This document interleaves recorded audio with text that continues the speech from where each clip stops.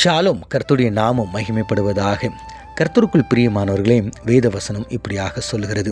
அவன் மிகவும் தாகமடைந்து கர்த்தரை நோக்கி கூப்பிட்டான். நியாயாதிபதிகள் 15:18. கர்த்தருக்குள் பிரியமானவர்களே, சிம்சோன் என்கிற தெய்வ மனிதனை கர்த்தர் அழகான ஒரு திட்டத்திற்காக தாயின் கருவில் உருவாகும் முன்றே தெரிந்து கொண்டார்.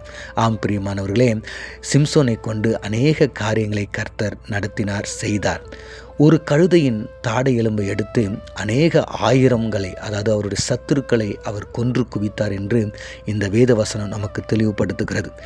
அவர்களை எல்லாரையும் கொன்ற பின்பு என்ன நடக்குதுன்னா, அவருக்கு மிகுந்த தாகம் உண்டாகி அவர் மரிக்கும் தருவாயில் எனக்கு தண்ணி இப்போ தேவைன்னு சொல்லிட்டு அவர் மிகவும் வேதனைப்பட்டு கர்த்தரை நோக்கி கூப்பிட்டார் என்று வேத வசனம் சொல்லுகிறது.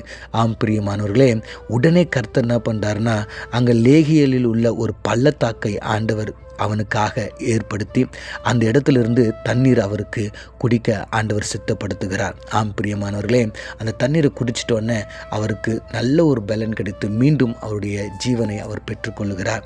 ஆம் பிரியமானவர்களே, வேதத்தில் நம்ம பார்க்குறோம்ல, கர்த்தர் கூட நான் தாகமாக இருக்கிறேன் என்று சொன்னார். அந்த கடைசி நேரத்தில் ஆகார் தன்னுடைய குழந்தைக்காக நான் தாகமாக இருக்கிறேன் என்று சொன்னதை நம்ம வேதத்தில் பார்க்குறோம். அதே விதமாக அந்த லாசர், அந்த கனவான் பார்க்குறோம் நம்ம. அவர் பரலோகத்தில் எனக்கு அந்த விரலின் நுனியில் ஒரு சொட்டு தண்ணீரை கொடுப்பீங்களா அப்படின்னு சொல்லிட்டு, ஆம் பிரியமானவர்களே, அன்று ஆகாருடைய குழந்தைக்கு தண்ணீரை கொடுத்து காப்பாற்றின தேவன் இன்றைக்கு உங்களையும் காப்பாற்ற ஆயத்தமாக இருக்கிறார். சிம்சோனுடைய வாழ்க்கையில் அந்த ஒரே ஒரு சின்ன ஜபத்திற்கு ஆண்டவர் பதில் கொடுத்தார். ஆம் பிரியமானவர்களே, சிம்சோன் இருந்த அந்த இடங்கள் முழுவதும் வனாந்தரமான இடம், தண்ணீர் இல்லாத ஒரு இடம், வற்றி போன ஒரு இடம், வறட்சியான ஒரு இடம். ஆனால் அந்த இடத்துல கூட இருந்து கர்த்தரால் தண்ணீர் வர வைத்து சிம்சோனை பாதுகாக்க முடியும்னா, உங்களுடைய வறண்ட வாழ்க்கையில் இருந்தும், உங்களுடைய கடினமான இருளான போராட்டமான வியாதி நிறைந்த வாழ்க்கையில் இருந்தும் தேவன் உங்களை ஆசீர்வதிக்க முடியும், உங்களை பலப்படுத்த முடியும், உங்களை சுகப்படுத்த முடியும், உங்களை நடத்த முடியும் என்பதில் சந்தேகமே இல்லை. அன்று சிம்சோன் கர்த்தரை நோக்கி கூப்பிட்டது போல